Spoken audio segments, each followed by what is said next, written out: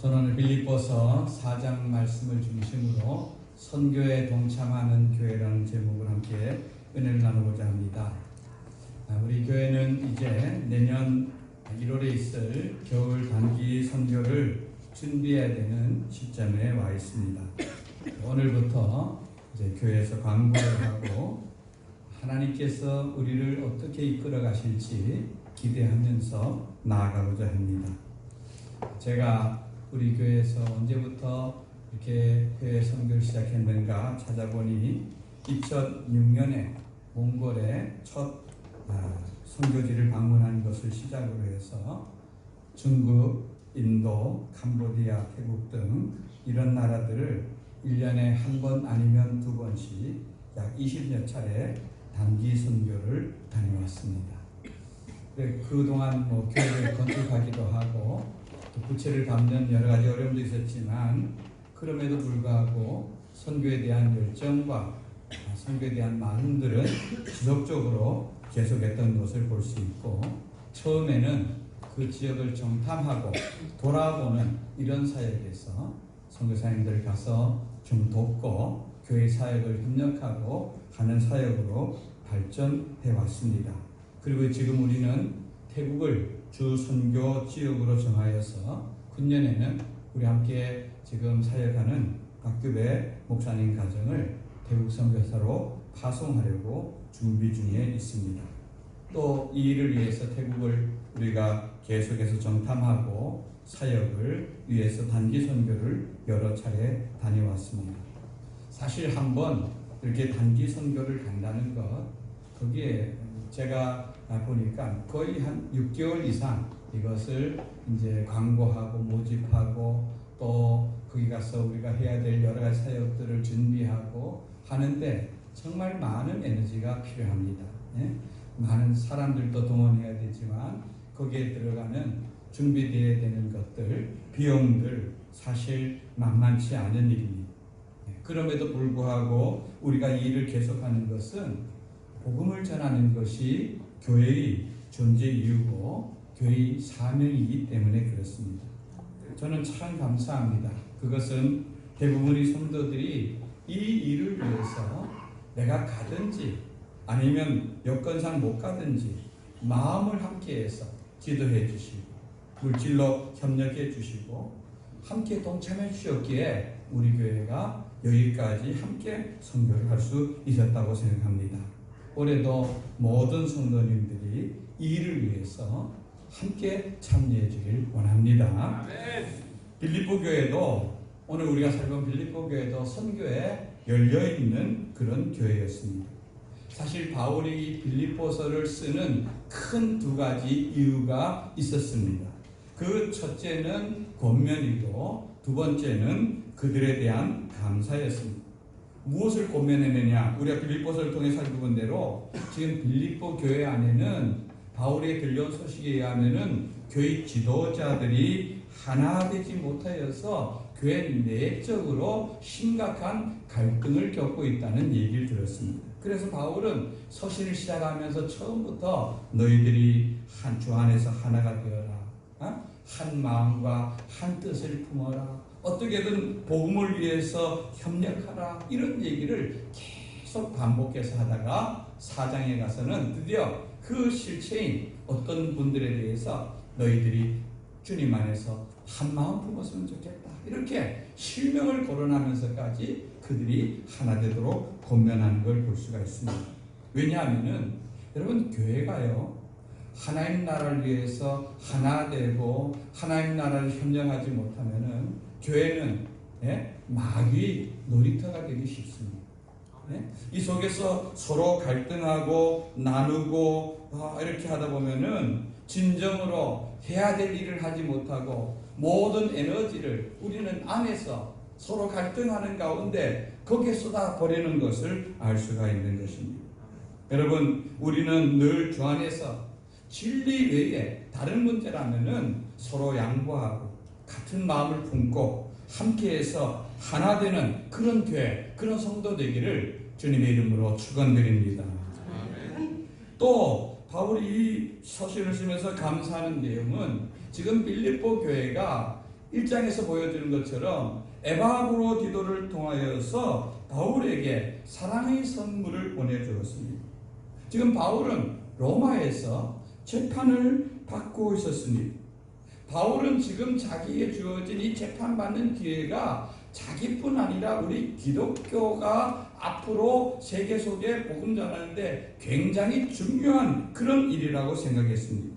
사실 그는 예루살렘에 올라갔다가 그를 싫어하는 유대인들에게 오해를 받아서 재판에 넘겨진 것이 시작이었습니다.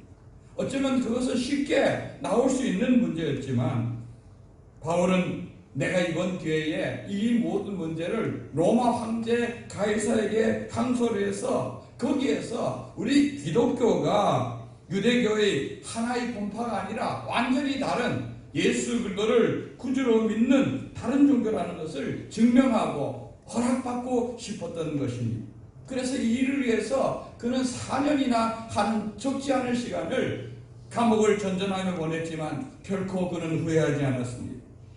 그는 로마에서 아직 형이 확정되지 않은 미결수였기 때문에 감옥에 갇히지는 아니하고 새빵을 얻어서 군인들이 와서 그를 지키고 있는 이런 감금된 상태로 있었습니다. 그러다 보니 몸은 자유로워서 오는 사람들을 얼마든지 만나고 또 복음 전하는 사역을 할 수가 있었지만 문제는 당장 먹고 사는 문제를 자기가 해결해야 됩니다. 그러면 매여있는 사람이, 갇혀있는 사람이 무슨 자기 문제를 해결할 수가 있겠습니까? 그래서 여기저기 그를 통해서 복음을 먼저 전해들은 성도들과 교회들이 이것을 돕기 시작했습니다.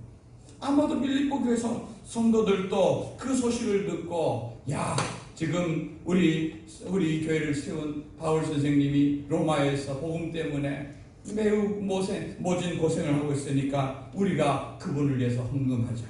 오늘 10절 말씀처럼 너희가 나를 생각하던 것이 이제 다시 싹이 났다 이렇게 표현하는 것을 보아서 이 빌립보 성도들의 마음속에 생각 속에는 늘 어떻게 기회만 되면은 복음을 위해 쓰는 저 바울 선생님을 돕고자 하는 생각이 있었는데 그 기회가 그들에게 포착되었고 그래서 그들은 쉬는 힘을 다해서 헌금을 해서 에바브로디도가 자원하여서 2000리가 넘는 그 먼 길을 그는 달려가서 헌금만 전했을 뿐 아니라 그는 자기 몸으로 그 바울을 수종 들고 돕는 일에 써서 큰 병까지 걸렸던 것을 알 수가 있는 것입니다. 여러분, 그러한 사랑을 받은 이 바울은 얼마나 고맙고 감사하겠습니까? 물론 어려운 형편에 물질도 필요했겠지만 그런 형편을 알아서 마음을 쏟아주고 사람을 보내주고 기도해주고 협력해준 그 빌립보 교회 성도들 생각할 때 바울은 너무너무 고마운 마음을 오늘 편지를 통해서 그걸 쓰고 있는 것입니다. 여러분, 이 빌립보 교회는요 정말 제가 볼 때 아주 독특한 교회 중에 하나입니다. 특히 이 선교하는 일 속에 열심인 면에서는 아주 독특한 그런 교회였습니다. 우리가 아는 대로 이 빌립보 교회가 세워질 때 복음을 제일 먼저 받아들인 사람은 두아디라 성로에서 난 출신인 루디아라고 하는 여자였습니다. 그는 하나님 믿는 믿음의 사람 몇 명과 함께 이방인이었지만 이 빌립보에서 모여서 성경을 공부하고 있던 차에 바울을 통하여서 예수 그리스도에 대한 소식을 들을 때에 그의 마음에 하나님께서 활짝 열어서 예수님을 믿도록 했습니다. 그는 예수를 믿은 그때부터 바울 일행을 자기 집으로 초대합니다.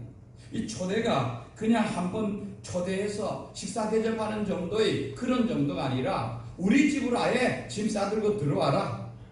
낯선 아무도 없는 타지에서 당신들이 복음을 위해 수고하는데 우리 집에 들어오면 우리 집에서 먹고 자고 또 우리 집 공간을 예배 장소로 오픈해서 이 교회 이곳에 교회 세우는데 내가 협력하겠다 하는 그러한 여장부의 모습을 갖고 있었던 것입니다. 물론 루디아는 자주장사, 옷감 장사를 해서 돈을 많이 벌었겠죠. 그러나 여러분 이런 일들이 이것도 하루 이틀도 아니고 한 달이든 몇 년이 될지도 모르는 이 일이 여러분 이게 쉬운 일입니까? 돈 많다고 쉽게 할 수 있는 일이 아닌 것입니다. 이것은 복음과 하나님 나라에 대해서 그의 마음이 열려 있어야지만 가능한 일인 것입니다. 그뿐 아니라 이 빌립보 교회는 바울이 자기에 있을 때뿐 아니라 떠난 이후에도 지속적으로 이 복음 전하는 일에 동참하는 일에 관심을 가졌던 것입니다. 15절 말씀을 우리 앞을 보고 한번 읽어봅니다. 시작. 빌립보 사람들아 너희도 알거니와 복음의 10초에 내가 마게도냐를 떠날 때에 주고받는 내 일에 참여한 교회가 너희에 아무도 없었느니라. 아멘. 이 말은 뭡니까? 마게도냐는 빌립보를 중심으로 해서 그 다음에 데살로니가, 아가야 이쪽 데살로니가 등 지역을 전체적인 지역 말합니다. 강원도와 같은 지역을 말합니다. 여기에 여러 교회가 있었단 말입니다. 그런데 바울이 이곳에 복음을 전하고 다른 선교지로 갈 때에 이 빌립보 교회 성도들이 다른 곳으로 떠나가는 그 바울을 돕기 위해서 물질을 모았는데 그 교회가 빌립보 교회 너희 외에는 아무도 없었다. 어쩌면 바울이 마음에 다른 교회들에 대한 섭섭한 마음도 포함되어 있지만 빌립보 교회에 대한 감사한 마음이 훨씬 많이 있는 걸 알 수가 있습니다. 이건 보면은요, 선교는요, 예나 지금이나 결코 쉽지 않다는 것을 우리에게 보여주는 것입니다. 여러분, 교회는요, 교회가 규모가 크든 작든 관계없이 늘 여러분 보면은 써야 될 것은 많고 쓸 수 있는 돈은 적은 것이 교회입니다. 아니, 그것은 교회뿐 아니라 여러분 우리 집의 살림살이를 봐도 그렇지 않습니까? 여러분 집에 혹 지금 돈이 남아도는 그런 사람들이 있습니까? 없습니다. 없죠? 아니 밑에 돈이 숨을 모셔서 좀 죽겠다고 하는 그런 가정이 있습니까? 없습니다. 많이 버는 사람은 많이 버는 대로 쓸 것이 많습니다. 적게 버는 사람은 적게 버는 대로 늘 수입보다 지출이 많은 것이 모든 우리들이 삶이고 또 모든 교회의 모습인 것입니다. 근데 중요한 것은 우선순위가 어디에 있는가 하는 것에 따라서 그 돈이 흘러가는 데 방향이 결정되어지는 것입니다. 내가 버는 돈을 씀에 있어서 헌금하는 것이 제1순위에 있는 사람은 내가 들어온 수입 가운데서 먼저 헌금을 떼고 나머지 것을 갖고 씁니다. 그러나 내 필요한 곳에 먼저 쓰고 남는 것으로 하나님께 헌금하려고 하면은 왜 그렇게 늘 돈이 모자라고 드릴 것이 없는지, 아까운지요. 결국 그것은 믿음의 문제이고 우선순위에 대한 문제인 것을 알 수가 있습니다. 제가 12년 전에 중국 그 압록강 하구에서부터 두만강 하구까지 약 한 보름 이상을 이렇게 접경 지역을 따라서 정탐한 적이 있습니다. 그곳을 가다가 장백이라고 하는 곳이 갔었는데 그 두만강 변에 있는 그런 좀 큰 동네였습니다. 근데 거기에 장백교회라는 교회가 있습니다. 이 교회는 바로 강변 우리로 말하는 뚝이죠. 이런 뚝. 여러분 10여 년 전만 해도 북한하고 중국은 참 지금처럼 이렇게 장벽이 쳐 있거나 지금은 가면 철조망도 쳐져 있고 보초도 서 있고 이렇게 돼 있지만 그때만 해도 그런 게 없었습니다. 그냥 그 두만강이 겨울이 되면 얼면은 우리가 아는 꽃집이라고 하죠. 북한의 아이들이 이쪽에 넘어와서 깜깜한 밤에 넘어와서 저녁에 넘어갈 때까지 먹을 게 없으니까 거기에서 얻어먹기도 하고 훔쳐먹기도 하고 이렇게 하던 그런 때였어요. 거기 가면은 여기 3천 50천만한 조그만 요 정도 되어지는 이런 강이 하나 흐르고 있습니다. 저쪽 저 북한에서 닭소리가 아침에 닭소리가 안 나면은 이쪽에서도 아침에 닭소리가 들릴 정도로 가까운 지척에 있는 거기에 교회가 있어요. 안타깝게도 몇 년 전에 이 목사님이 늘 북한 성도들을 사랑하고 많은 탈북인들을 돕고 이러던 목사님인데 그만 북한 요원들에 의해서 제가 듣기로는 순교당한 것으로 이렇게 들었는데요. 근데 이분이 그렇게 그런 어려움 중에서도 여러 번 중국 감옥에도 갇히고 이렇게 하는 가운데 북한 선교를 했던 것은 이분을 통해 들은 이야기로는 그 두만강이 얼면은 껌껌한 저녁 때가 되어지고 이렇게 되어지면 그 북한에 있는 성도들이 몰래 그 강을 건너온다는 겁니다. 어쩌면 1년에 한 차례 아니면 2차례 예배 드릴 수 있는 그런 기회죠. 그런데 그 저녁 시간에 넘어와서 1시간, 2시간의 그 예배를 드리고 눈물로 드리는 예배죠. 얼마나 예배 드리고 싶겠습니까? 얼마나 사모하던 시간이겠습니까? 그런데 그 예배를 드리고 그들은 그 1년 동안 그들이 그 어려운 생활 가운데서 모은 11조를 드리고 돌아간다는 것입니다. 여러분, 그 당시 북한은요, 고난의 행군이라고 해서 여러분 200만, 300만 되는 사람들이 굶어 죽던 이런 시절이었어요. 정말 강냉이 몇 알로 목숨을 연명해야 되는 것 가운데서도 북한에서 신앙을 가지고 있는 성도들은 자기들이 얼마 되겠습니까? 여러분, 그 어려운 가운데서 그들이 겨우겨우 연명해서 살아가는 그들이 얼마 되겠습니까?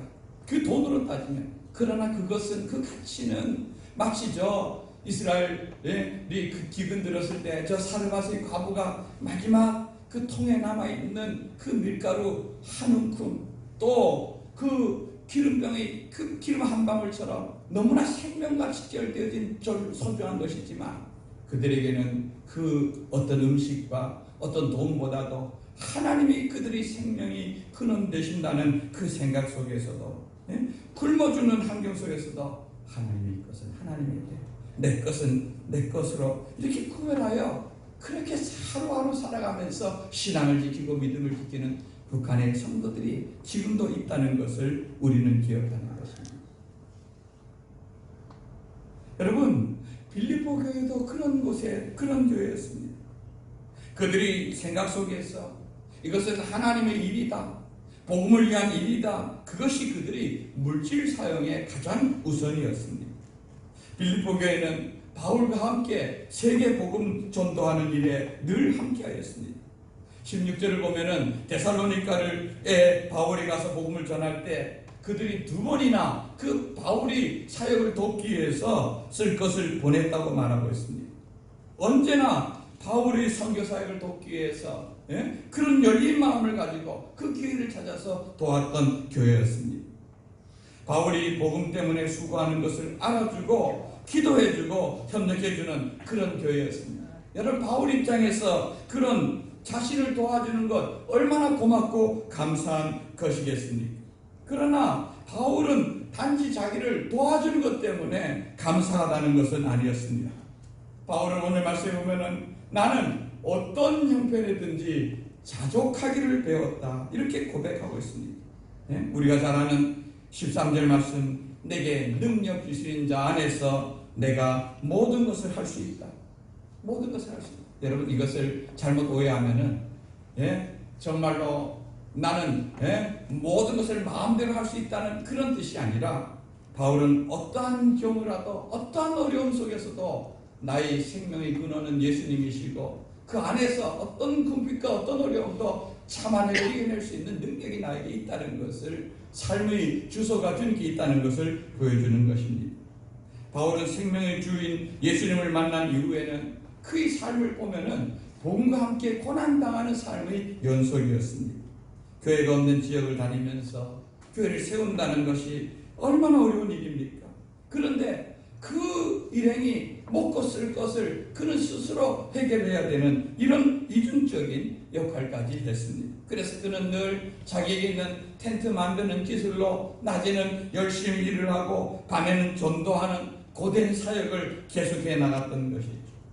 예수 안 믿을 때는 예루살렘으로 유학을 떠날 정도로 부유하고 했던 그였지만, 예수 믿은 이후로는 그는 물질적으로 또 신체적으로 계속해서 어려움이 많았던 것입니다.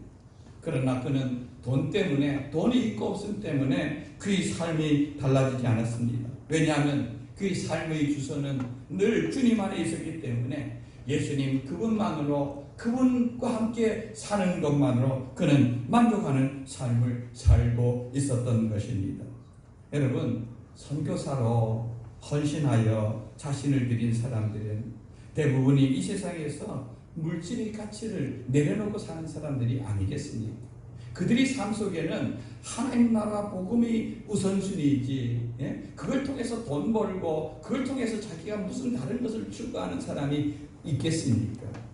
제가 한 달여쯤 전에 우연히 그 KBS 인간극장에서 기류의 닥터라는 제목으로 한 선교사님이 소개되는 것을 유심히 본 일이 있습니다.